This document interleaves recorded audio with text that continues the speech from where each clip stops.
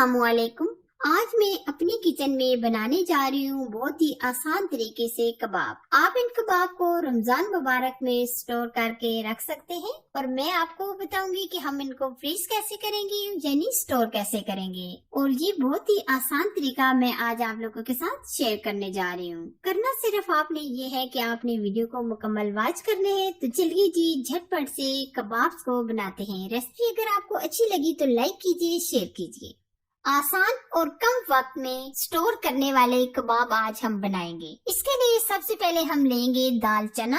ये हमने 500 ग्राम दाल चना ली थी, जो हमने तकरीबन आधा घंटा पहले भिगो के रख दी थी। अब हम इसमें डाल देंगे 2 अदद मीडियम साइज के प्याज, जो हमने रफली से कटिंग कर लिए हैं। अब हम इसमें बाकी की चीजों को शामिल कर लेते हैं।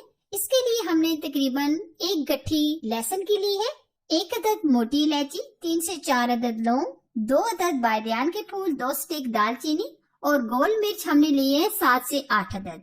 अच्छा जी, अब हम इसमें डालेंगे 1 चम्मच भर के जीरा, 2 चम्मच हम इसमें डालेंगे धनिया पाउडर, 1 चम्मच हम डालेंगे कुटी लाल मिर्च, आधा चम्मच हम डालेंगे हल्दी पाउडर, आधा टीस्पून हम इसमें सुर्ख लाल मिर्च का पाउडर भी ऐड कर देंगे और 1 चम्मच भर के हम नमक ऐड करेंगे। नमक आप अपने टेस्ट के मुताबिक कम या ज्यादा भी ऐड कर सकते हैं। अच्छा जी, अब हम पानी ऐड करेंगे तकरीबन 1.5 गिलास के करीब, ताकि ये जो हमने चीजें डाली है वो अच्छे तरीके से गल जाए। दाल तो वैसे जल्दी गल ही जाती है, लेकिन हम फिर भी 1.5 गिलास पानी ऐड करेंगे ताकि दाल अच्छे तरीके से गल जाए।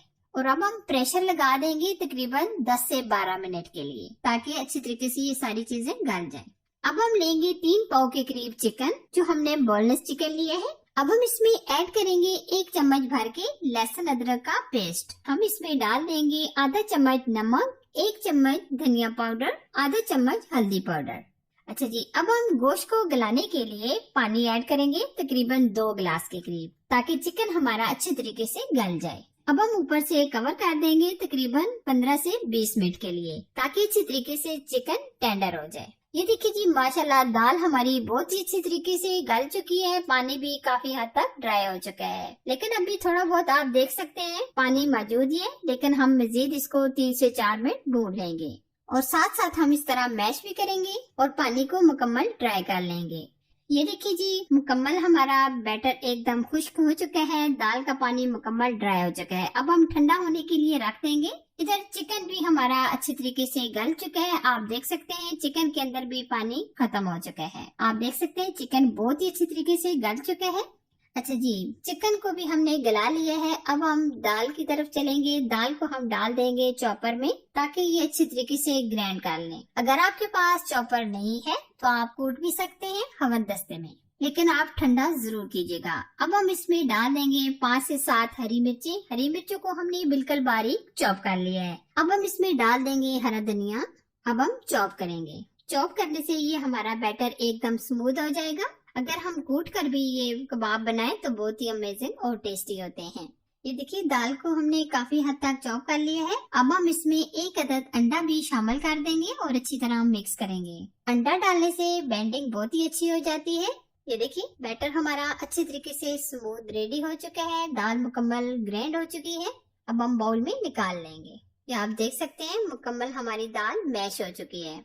अच्छा जी, हमने चिकन को भी अच्छी तरीके से चॉप कर लिया है। आप देख सकते हैं। अब हम चिकन को भी डालकर अच्छी तरीके से मिक्स कर लेंगे। आप बहुत ही अच्छी तरीके से चिकन को भी मिक्स कर लें। ये देखिए जी, माशाल्लाह जबरदस्त कबाब का बैटर हमारा रेडी हो चुका है। अब हम कबाब बनाएंगे। कबाब बनाने के लिए हमने एक ट्रे में बटर पेपर लगा दिया है। अब हम हाथों पर ऑयल लगाएंगे ताकि बैटर हमारे हाथों में ना चिपके। अब हम बिल्कुल इस तरह दरमियाने साइज का ये बैटर लेंगे और इस तरीके से हाथों में एकदम गोल कर लेंगे। ये देखिए, और इस तरह ये कबाब बनाने वाला अगर आपके पास सांचा है तो आप इससे भी ये कबाब आसानी के साथ झटपट से बना सकते हैं। लेकिन हाथ से भी बनाना मुश्किल नहीं है, बहुत ही आसानी के साथ ये बन जाता है। ये देखिए, हम इस तरीके से सेट कर लेंगे।